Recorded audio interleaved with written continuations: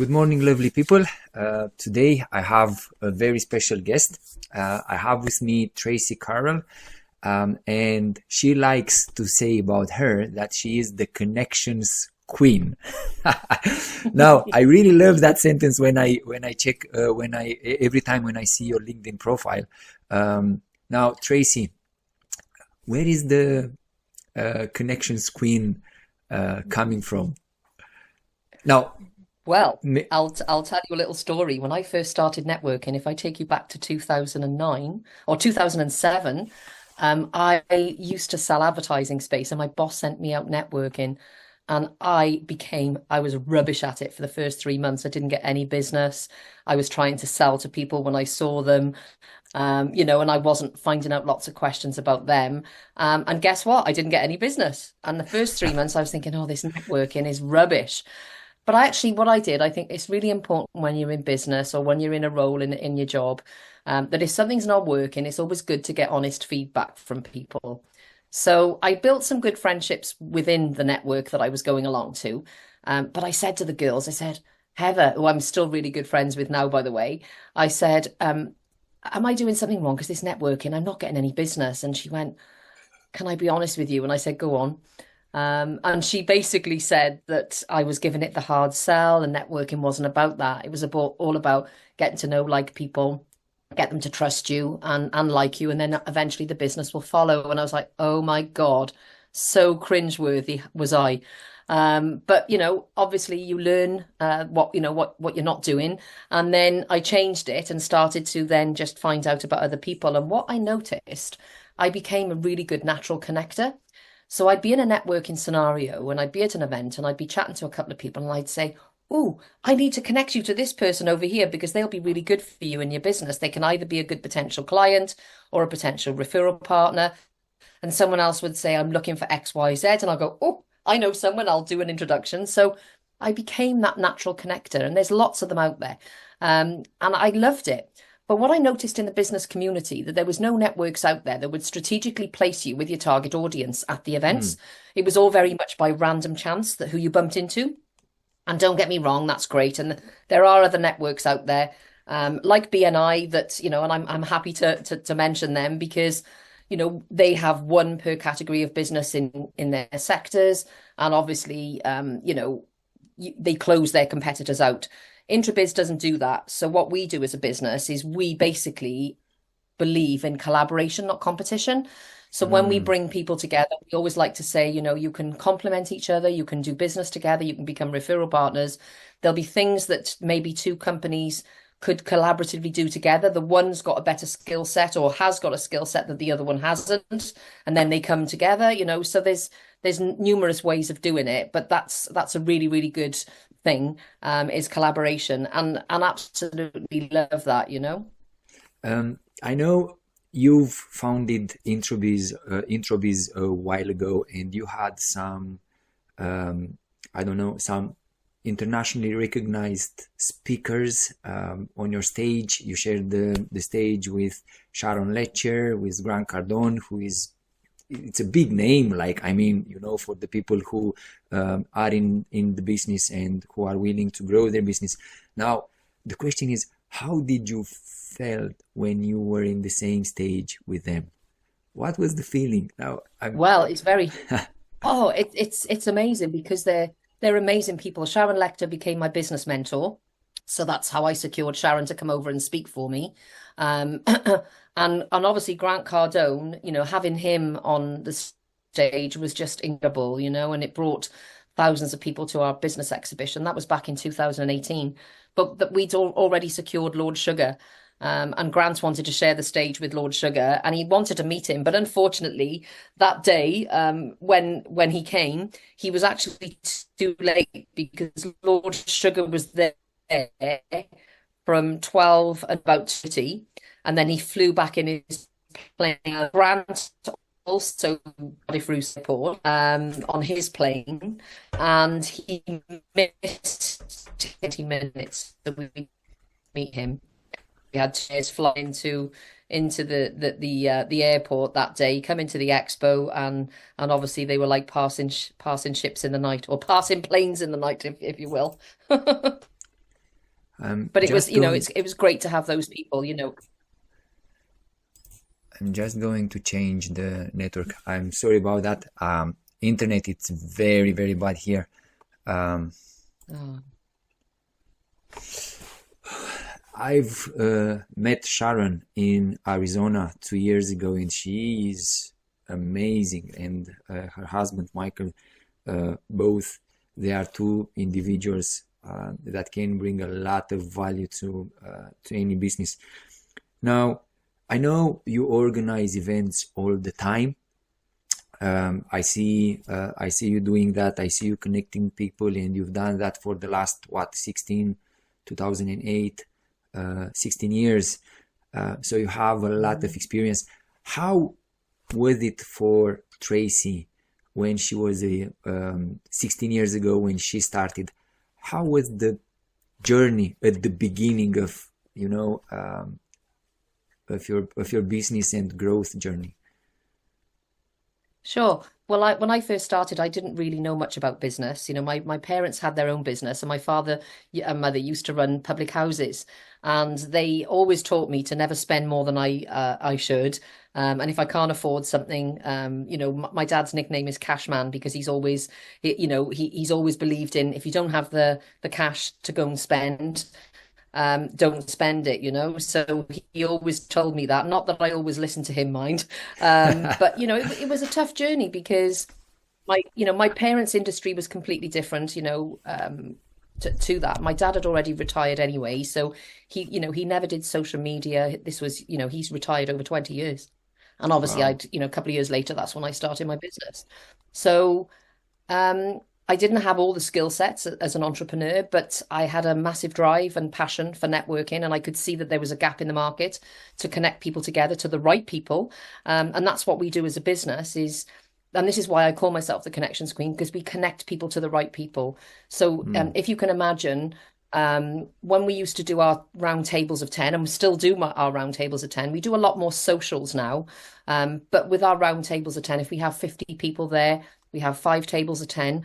We analyze the list of people that are coming, and we see what types of industries are going to be there that have booked on. And then what we will do is try and match those industry sectors together on the tables so that they're connected to potentially good people. And what we also try and do, which I was quite frustrated with going to a lot of other events, I go to a charity event or just another networking event, and there would be 3 or 4 competitors on the same table. Mm. And don't get me wrong, as I said earlier about collaboration over competition, but a lot of people years ago didn't really collaborate that much. A lot of it was they felt as though they were competitors. But if you will, on the table, there would be, say, 3 banks, 2 financial advisors, and maybe 3 other people. And it would be, 2 or 3 people from the same bank sometimes might be on the same table.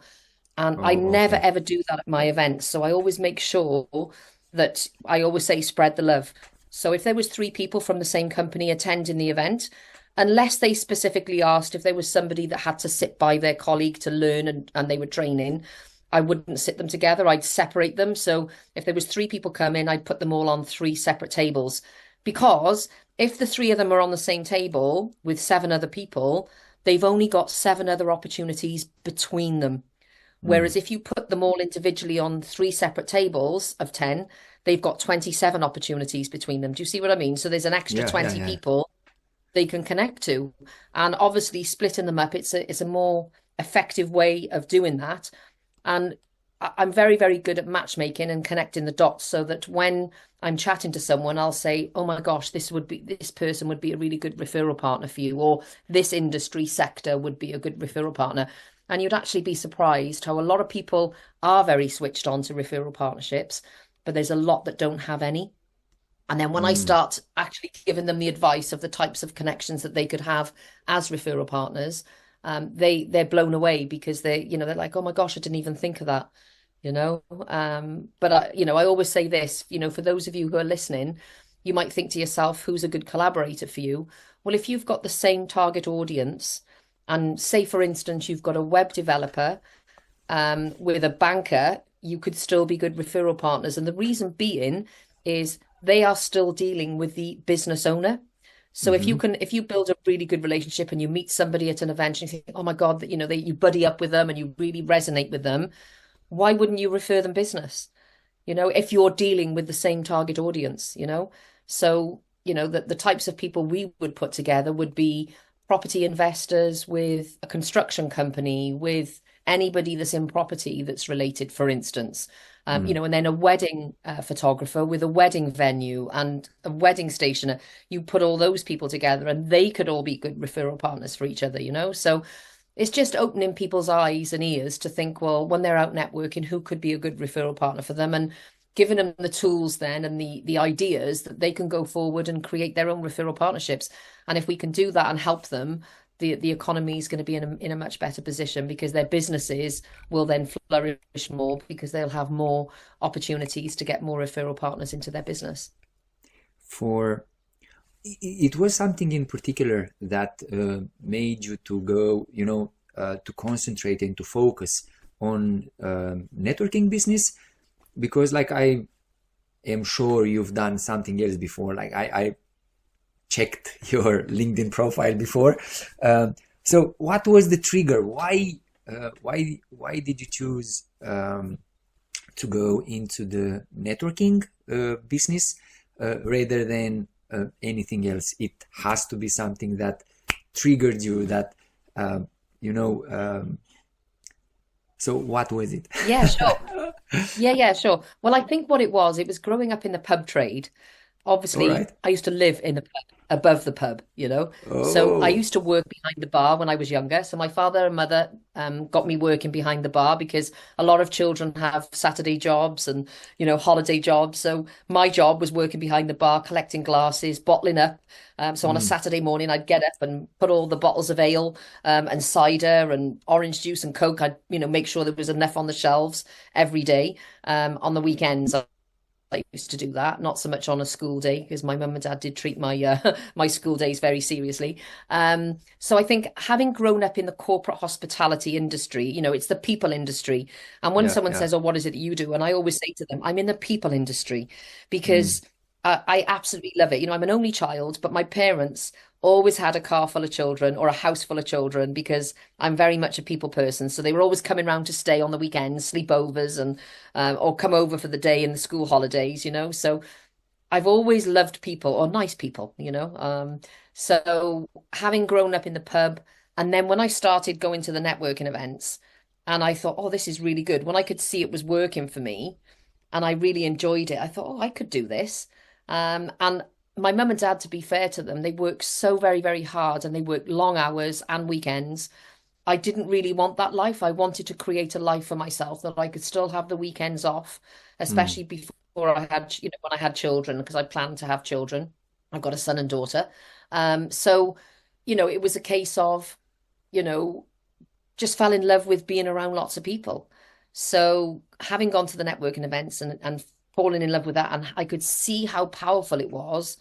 And, it worked really well for me, because going from the first 3 months of getting no business, month 4 to month 12, I monitored how much business I sold. And in that period, and bearing in mind that wasn't with Intrabiz, where we do strategically connect people together, that was with other networks. I sold £95,000 worth of business just from attending a couple of networking events every week. And I Wow. could see how powerful it was. And I thought, wow, I need to do this for myself, because what I'd noticed in the business community, there were no networks out there that would strategically place you with your target audience, at the events. At the events, yeah. I've seen So I that saw that as an actually. opportunity. I've seen that actually in Ireland too, and we've had some ideas on how to do it, to make sure like we know about the people who are coming, and to strategically arrange them at the same table. Because I've attended a few events myself, and it happened exactly as you said. Like I've been on the same table with people. Like it's not that we won't have, we had the same interests, put it this way, and it was not much opportunity for any of us.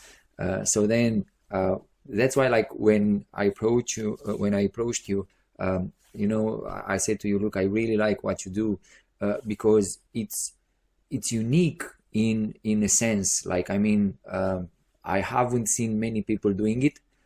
You know, I've been at some events in London. Again, it was like going fishing, you know, uh, Yeah. hoping Well, that you are going to another get a thing. big fish. Yeah, exactly. But another thing that we do now, because obviously pre-COVID, um, we were getting 50 to 60 people every week at our events. Okay, that was in person. We do Mm, more online events now because it can save people money and time and get a better global reach if you do online.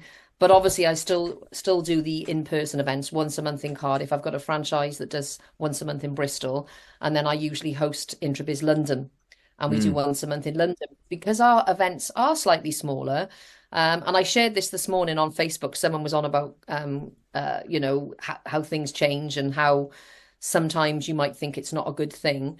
But what I noticed, having done the smaller events, and after COVID, it was pretty tough. I was only getting sometimes 10, 15 people to the events. And I was like, oh, wow, going from 50 to 60 to 15 to 20, it was painful, in the beginning.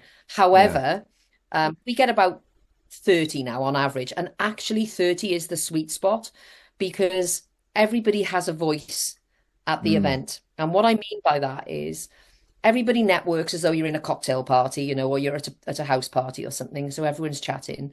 But what we then do at the event is we sometimes have a speaker for 10, 15 minutes, which is great, sometimes half an hour, depending. Sometimes it's 15 minutes for each speaker, and I'll get two speakers. Other occasions, we do 3 hour session and we do an hour of speakers, and then the rest is networking. But the really important thing is that everybody has a voice. So once the speakers are finished, we then go to the next part of the event, which is everybody gets 2 minutes each mm, at the event to say who they are to the whole room. Okay. And the reason that we do this is because rather than sit down on tables of 10, because quite often most of our events are just wine, um, or teas and coffees. Sometimes we do a breakfast, but we tend to do more non-food events now because it's more about the networking. mhm. So when we're in a social environment and everybody's standing, everybody has 2 minutes each, and we then invite everyone to sit down if they want to, while everybody's speaking, and that's fine. And usually people do. Some people still stand, which is fine. And once everybody's been round, and if there's 30 people there, we just do 1 minute each because we only want to make it about 30 minutes because that would take up a whole hour if there was 30 people at 2 minutes each. So it's like a 1 minute pitch to let everybody know who's there. So that takes up 30 minutes. But that's really important 30 minutes because everyone in the room who knows who's there, and you'll be thinking, oh, I'd love to talk to her, or I'd love to chat to him. He'll be a really good referral partner. They could be a potential client. We could work together. So after everybody's done that, I then say to everyone, thank you all so much. Everybody knows who's here now. Now I want what I would like you to do is go and approach somebody who you've heard from today, that you haven't spoken to yet, that you think that you could potentially work with. And that's fantastic because what it does, it not only says that they've got a voice when they're there and everybody pitches, but it's finding new opportunities for people. Because how many events do you go to where you meet 5 or 6 people throughout the evening, make 10 people max, okay? And you it's like fishing, in a blind pond, if you will. So with this, we're identifying to everybody who's there. So when you do that, it works out so much better. Exactly, yeah. Like I felt like that so many times, going to the events, and I felt like me going fishing, hoping that using the right bite, I'll get the big fish. Yeah, of course. Yeah, but then it's a Yeah. little bit different. You, the events are organized for small and medium enterprises and entrepreneurs. And um, what advice would you have for someone who is at the start of their journey? What advice? How will you advise them?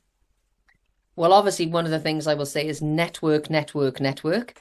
Obviously, build your network if you haven't done so already. And and with greatest respect, if somebody's just starting out in business, go to your family and friends first you've already got a network of your own people, your own tribe of people with your family and friends. And do you know what? It's really surprising. I was talking the other week to somebody and I was saying, do you know what? I want people to open their eyes. And I did an article on LinkedIn a few weeks ago to say your network is nearer than you think. Mm, And it's all about, look at the people around you already. And you'd be surprised how many people, even couples, husband and wives, will say to me, or I'll say, oh, what does your husband do? And they say, oh, he works for such and such. I don't know what his role is. And I'm like, oh my God. And then I might speak to the husband and I'll say, oh, I've just been chatting to your wife. She does this. And he says, and he'll say, oh, I don't know what she does. I'm not involved in her business, but it's all good. And I'm absolutely gobsmacked how they don't really talk and communicate with each other about what it is that they do and how they can, because they could help each other, it's incredible.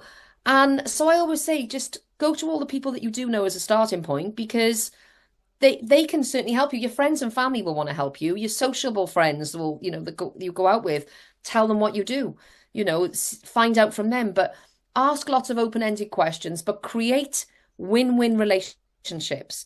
So always remember this. It's never always about you, what you can do to sell your business. It's about how can you help people to solve their problems. Okay, because if you can help people to solve their problems and grow their business, you're going to get more clients anyway. And if you focus on the client first, okay, or always focus on the client first, you shouldn't go far wrong. And the more curious and knowledgeable you become about the people that you're talking to, ask them lots of questions about them and be a good listener because if you listen, then you will see opportunities. Because if you're not listening, you won't hear and see the opportunities that you can potentially get to sell your products and services or just potentially help them and introduce them to somebody else. So again, going back to referral partnerships, if say you've got 5 good referral partnerships and you're listening to someone, okay, and you're thinking, oh, I know someone, one of your referral partners, you can help them get business, you can pass that referral. And if they do business, you might have an arrangement with them that you'll earn a commission or a referral fee from that. Why shouldn't you? We as a business pay 15% referral fees to anyone that recommends us business because we want to be able to say, well, thank you for the business. If it wasn't for you, I mm. wouldn't have got that business. And there should be a lot more of that because not everybody does. Again, I speak to so many people I'll say, oh, do you get a referral fee? Oh, no, I just refer in business. And I'm like, oh my gosh, if people are giving you business, why would you not pay them a little thank you? Because I always believe if you pay a commission to someone, they'll think, oh, that's great. I wouldn't mind a bit more of that. And then you'll get more referrals coming through. And I think if you're not greedy and you're more giving, you will get back, but always give rather than receive and listen to people. About listening, I've done a leadership course a while ago while I was a student. And when it came to listening, they were saying that you've listened to someone only if after he was finishing talking, you are able to recall 90%, at least 90% of what they were saying. But today, with all those gadgets and everything, like we are not really listening. We are pretending we're listening, and we say yes, yes, yes, and we can't wait for the other person to finish speaking so we can talk. And I know, and it's never about you. It's always about listening. Is probably one of the biggest skill sets that you can do, to do that. And I love talking. Don't get me wrong, but I always listen to someone, and I'll literally focus on them. And people are quite amazed. And not so much now. I'm a bit older, but I used to have a memory like an elephant. But it's not so great anymore. I've got brain fog. I think I'm older. But when you listen to people, and what's a really really good tip, and people love this, okay, to show people that you're listening, okay, and that you're attentive because people want your time and attention. mm, And to show that you've listened to someone, say, for instance, you've said to me 10 minutes ago that you're looking to speak to financial advisors and solicitors, as an example, okay? 10 minutes might go by and we'll be chatting about other things. And then I'll say, oh, Bogdan, I've just thought of something. You said you were looking for financial advisors and solicitors. I've just thought of someone that'll be really good for you. Would you like me to introduce you to them? mm, And number one, you've said your name. because people love their name. They're very proud of their names. And if you say somebody's name, that's always good to build rapport. Okay. But then by letting them know that that shows that you've listened and it's because you care. It's like people, when they join Intrabiz, okay, I never just send them an invoice. We have a one-to-one with all of our members because we need to understand what it is that they do, who do they want to connect to, who are they looking for as referral partners, what are their needs, okay?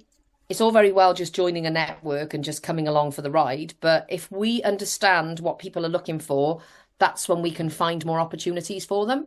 So, and then we can connect them to the right people at the events, and I'm always constantly, when we're on the online events, I'll say, oh, Joe, you need to connect to Mark. You'll be really good for each other. So I make it for their attention that they need to follow up with each other. And Mm. quite a lot of people get it and they would say, oh, yeah, he'll be good for me or she'll be good for me. But there are people that don't. So I always try and reiterate people on the call that, oh my gosh, you'll be really good for each other. Please connect, and follow up with each other. What was your biggest challenge since you are in business? Like, I mean, every business will be challenged, like in life. I don't know, sometimes the personal problems, they go over the business problems. Like today, for example, one of my aunties passed away. So after the interview, I'm going to Sorry. go to the hospital, and so that's a challenge. But Oh, what it that's has tough. to be done, it has to be done. So the question for you is, what would what was your biggest challenge, and how did you manage to overcome that challenge? It might help someone who in their journey will, I don't know, will get the same challenge as you. Sure. I mean, I think entrepreneurship is a journey. It's very much up and down. I've had lots of challenges in the business. I've had cash flow issues, where people don't pay and you've still got to pay your bills. I remember, Lord Sugar was a big investment. Mm, And luckily I didn't have to pay all the money up front. So, having big bills at an exhibition and paying a speaker a big fee was challenging to say the least. And although we did lots of sales, it's managing that cash flow and trying to sell the stands and the sponsorships, etc. So that was a tough year, 2018.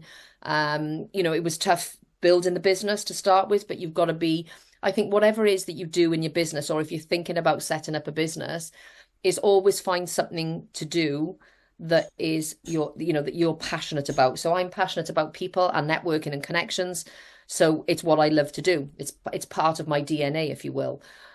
So I think if you're passionate about something and you've got a really good vision, you've got a good mission statement, and you've got your purpose, why are you doing what you're doing, and you're passionate about what you do, and it won't be a job, it'll be your lifestyle. So I think that's what you have to do as a starting point.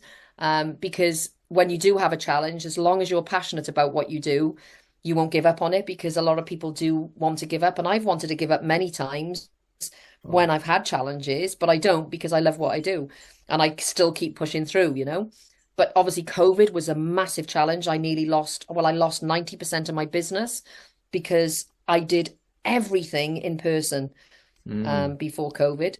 And I'm not tech savvy, so I had to learn the online. I had to pivot very quickly to go online, as did everybody else in the events industry. It was tough for a lot of people, and pubs and restaurants and corporate hospitality and other businesses as well. That was a really tough time. Um, but I think as long as you love what you do, but also is surrounding yourself with the best people, and I think is creating your own community. And luckily for me, I had a fantastic community, and I felt it was my duty in COVID to keep everybody together. It was my duty, and for my self-worth for my clients, that I needed to stay there for them, because we needed to keep everybody still connected. So, yes, times are very challenging. And it was hard building the business back up again. And it has been very hard. Even now it's hard, because I think there's a lot of, with everything going up, the cost of living crisis and what happened in the Ukraine, and mm. everything has been, the last few years has been very challenging for us for everybody in the world. But I think you just have to keep going, keep pushing forward, and realize that whatever you're going through, you will come through the other side, because you have your peaks and your troughs. You'll always have bad times, always. but you'll always have good times. And you could have all the money in the world as a business, but you will still have other challenges. So it's not always monetary challenges. It could be staff issues. It could be health issues with yourself or with, top people in your company. There's always different challenges. It could be technology. It could be cybersecurity attacks. There's loads of issues that you can have, but you have to still keep going. And I think as an entrepreneur, you've got to problem solve very quickly. You've got to make decisions, because if you don't, things will just get from bad to worse. How would you compare the physical events to the online events? Like one of our businesses is in education, so we had the same problem before the pandemic. Like all the classes were physical classes, and when the pandemic came, we've lost not 90%, but about 80% of our business went like that. So Yeah, I yeah. really understand the pain. But now, from a networking perspective and events perspective, um, what from, let's say, your opinion on this, from your experience, which ones would be better, the online or the physical? Both. I think it's good to do both because obviously I prefer the in person because I'm a people person and I think there's nothing nicer than meeting someone in person, giving them a hug. I'm a hugger. So that is always key for me is in person. However, what I will say is a lot of people say, "Oh, I don't like the online," or "I'm all zoomed out. I've had enough of doing the online. I'd rather the in person." And don't get me wrong, a lot of people do. But then there's still a lot of business that can be done online because the only difference between the online and in person is you can't physically hug somebody, but you can still look them in the eye. You can still be vocal and tell everyone what you do. You can still find opportunities. You have a bigger global reach. You can Mm. reach more people. It's more cost effective, more time effective because you haven't got to travel. And I can just literally rock up within a few minutes. I go online, and everyone jumps on and you can still have great conversations. You can still see people's faces, the whites of their eyes, you know. That's the only difference, and obviously, as I say, the in-person is my favorite, but I always say it's good to do both. And fortunately, Intrabiz does both. We do more online than offline, as I said earlier, but it's great to do both because there's still lots and lots of business being done online. Can you share, I don't know, um, a moment that you felt embarrassed? I don't know, or something that a funny, I don't know, a funny situation that will, like when you look back, you say, "Oh Jesus, like how can I could do that?" Or a funny thing. In 16 years, you must have some. Yeah, sure. I've had, I felt and I've had imposter syndrome. So if I take you back to 2019, it was 3 months before the pandemic. I was very fortunate enough. I networked my way to Necker Island with Sir Richard Branson, and I took clients with me as well. And I remember standing on the sand at the beach and on the island, and I was just looking out to sea, thinking, "Oh my gosh, I can't believe I've got here. How did I get here? Do I deserve to be here? There's all these multimillionaires and billionaires that I'm networking with on this island, super successful people, and there's little old me from Cardiff in South Wales." And so I had that moment where I thought, should I be here? But then actually, when I looked at it, I thought, well, I'm an okay person. I'm a pretty decent girl, or a woman. I've been kind to people, I've helped people, I've supported people. And I've managed to create that opportunity for myself, but also for my clients. So I felt privileged and humbled that I was there. But I did have that moment where I thought, oh my God, do I deserve to be here? But as I say, I think I did deserve to be there with the people that I've helped over the years, the people that I connected, and obviously meeting Sir Richard was one of my goals in my life that I wanted to Mm. achieve. When I told my parents that I was going there, my mum said, "Oh my God, you've been wanting to do that for years," and obviously it happened, which I was very grateful for. How do you manage? not to I because you've mentioned you've set targets, you had dreams. So when you reached the dreams or your targets, some of the people, they will procrastinate. They will stay there. They won't move forward. So what was the fuel that gave you energy to go forward, and I don't know, to decide that you can help more and more people instead of instead of just stopping, or I think you've got to take action, whatever it is that you want. I've always been a bit of a doer. I've never, there's a lot of people out there that will say what they want, or they'll sit on the sofa and say they'll want to be a millionaire, but they don't want to do any work. It is a journey, and you do have to do the work. If you want a result, it's like if you're going on holiday, you've got to plan and prepare. You've got to book your time off work. You've got to book your flights or the train, or make sure that your car is roadworthy to drive wherever you're driving, and book a hotel, and all these sorts of things. Get your currency if you're going abroad. So you've got to plan, but if you don't take action, nothing's going to happen. So I think it all depends how determined you are to get something. There's a lot of people out there that are just not prepared to put the work in, and that's okay. Not everything is for everyone.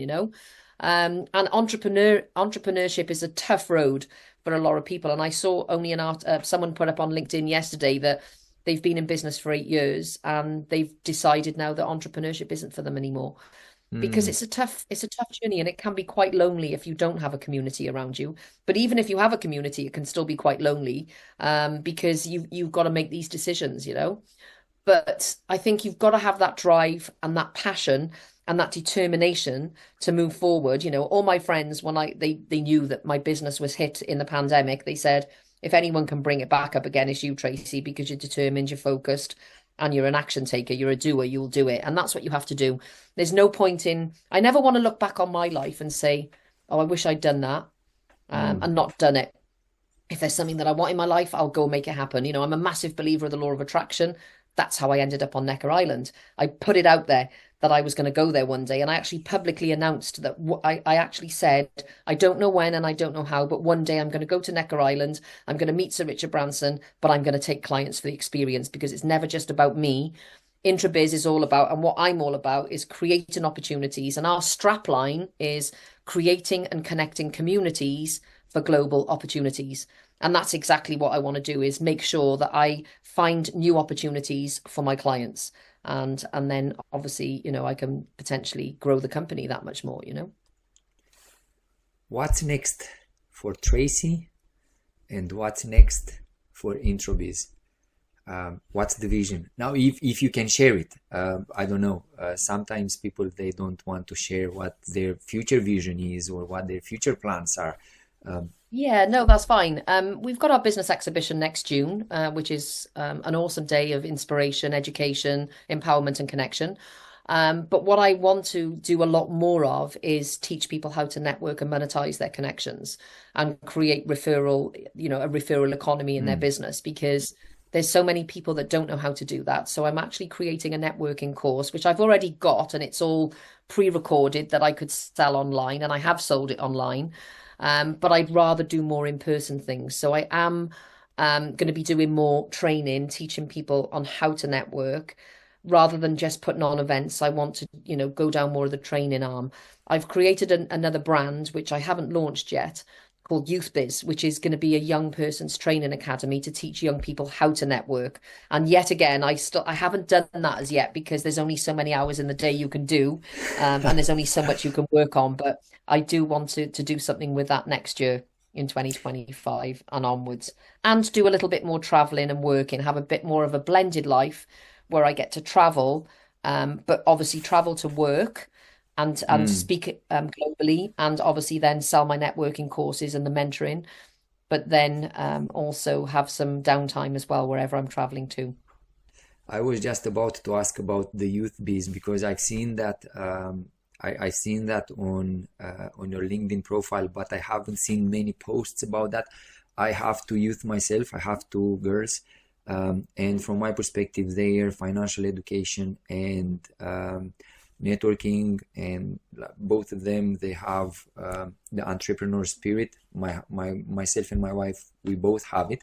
So I was, so I'm happy to see that the girls, they are looking to follow our steps. So if you can give a little bit more details about the youth biz, what is going to be, and how are going to help the youth in, I would say, modern days. Yeah, well, I'd like to start off with a youth conference, a youth biz conference next year. I was going to be planning it for February, but I've had so many other things to deal with, so it's probably going to be later on next year. But then obviously give young people an opportunity to join the academy, and then they start building their network with their other peers of their own age. And then they could then come into Intrabiz once they've got more experience. So that's what I want to do more of next year. So watch this space. Oh, I definitely will. I know you have to go into a next meeting, so I really, really appreciate your time. Before we are going to end the call and the interview, if you have, I don't know, any tips, or Yeah. if you have any message to the entrepreneurs in UK, in Ireland, because we are sharing pretty much the same market, what it would be. Yeah, of course. So, a couple of tips is never judge a book by its cover. You never know who you're talking to, because when you start talking to somebody, a lot of people can prejudge. And I always use this analogy. Remember the film Pretty Woman? Oh Julia yeah. Roberts goes into the fashion store and Hmm. they prejudge her thinking she can't afford the clothes. And what happened? She got the rich boyfriend a few weeks later, goes into the competitor store next door, buys a load of stuff because she didn't like the way that they treated her in the other store. And then she goes back in with all the bags saying, big mistake, huge.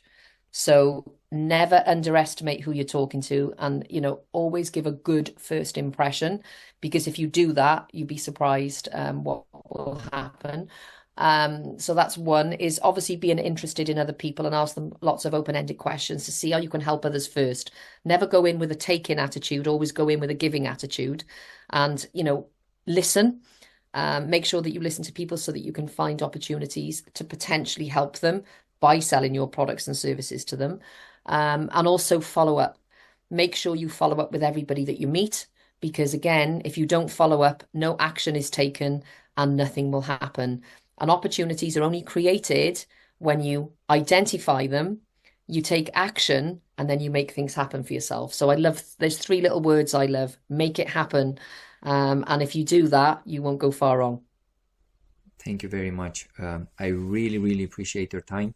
I really appreciate the time you've spent here with us, and the tips and the knowledge and the value you shared and you are sharing all the time with your audience, with our audience. So if it's anything we can do for you and help you to promote the events and to promote the networking events and Sure. expos, whatever you do, let us know. I really like what you're doing. To be honest with Oh, you, thank you so much. And thank you so much for having me on. I really appreciate you having me on. Thank you. Thank you so much. no problem, guys. Thank you very much for listening. I hope you are going to enjoy the interview with Tracey. Now, remember, if you need anything from her, she's available. You can contact her anytime on LinkedIn. She has a beautiful picture, and you are going to see that beautiful picture on the cover of the magazine very, very soon. Thank you very much. Enjoy your time, and see you next time.